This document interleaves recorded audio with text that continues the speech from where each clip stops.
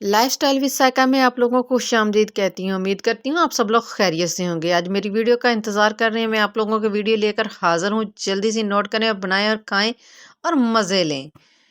आज मैं आप लोगों के साथ बहुत ही ज़बरदस्त रेसिपी लेके आई हूँ, रंगीन सेवइयों की, जिसको हम बनाएंगे बहुत ही ज़बरदस्त तरीके के साथ और आसानी के साथ बनाएंगे और झटपट तैयार होने वाली रेसिपी है।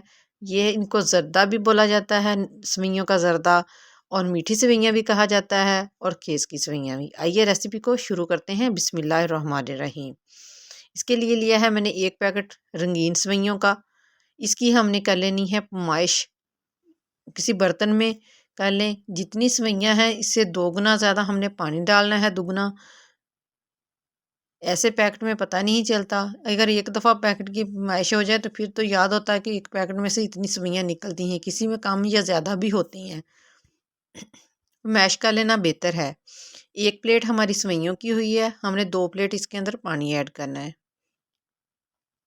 पानी को मैश करके डालें, फिर हमारी सेवइयाँ जो है परफेक्ट बनेगी, ज़रा भी नहीं जुड़ेंगी, ज़बरदस्त तैयार होंगी।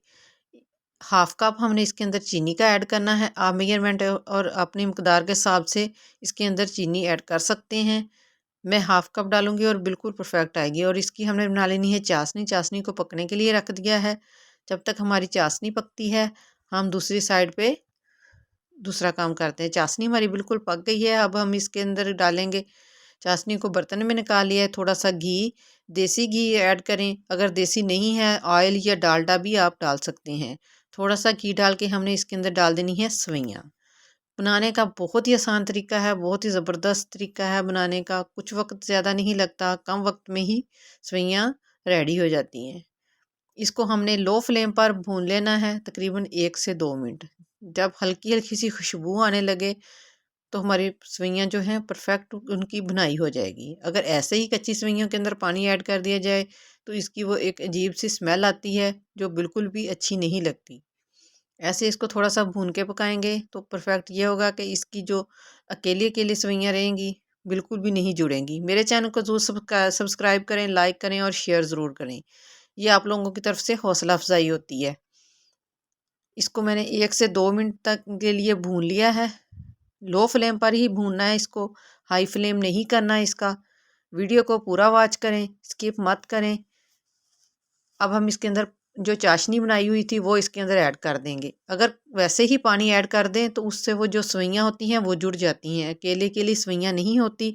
इसलिए चाश को पका के इसके अंदर ऐड करें तो सेवइयाँ बिल्कुल अकेले अकेली चावलों की तरह नज़र आती हैं और खाने में भी उतनी ही टेस्टी होती हैं। अब हम इसको लो फ्लेम पर पका लेना है। कम से कम 4 से 5 मिनट हम इसको पकाएंगे। हिलाते हुए हमने इसको पका लेना है। कुछ वक्त ज़्यादा नहीं लगता, बहुत ही आसान रेसिपी है। किचन में चीज़ें अवेलेबल, जो भी अगर अचानक से मेहमान आ जाए और जल्दी से इसको झटपट बनने वाली रेसिपी है।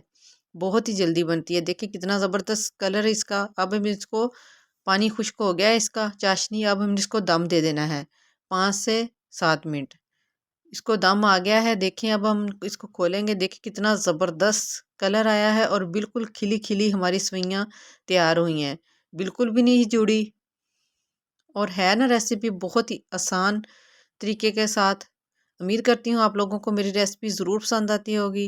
मेरी हर वीडियो जो है वो किचन में चीज़ें अवेलेबल हों उसी हिसाब से मैं उसकी रेसिपी बनाती हूँ। देखें मैंने डिश आउट कर लिया है।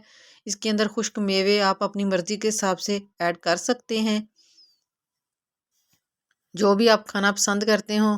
अगर ना भी डालें तो वैसे ही कलरफुल सेवइयाँ हैं, बहुत ही ज़बरदस्त इनका टेस्ट होता है, ज़बरदस्त होती है। देख अकेली अकेली खिली खिली बनी है, बहुत ही प्यारी लगती हैं, बहुत ही टेस्टी हैं। आप लोग भी ज़रूर इसको बनाएं, ट्राई करें। मुझे कमेंट में ज़रूर बताएं कि मेरी रेसिपी आप लोगों को कैसी लगती है। नेक्स्ट वीडियो तक के लिए मुझे इजाज़त दें। मुझे दुआओं में याद रखें। अल्लाह हाफिज़।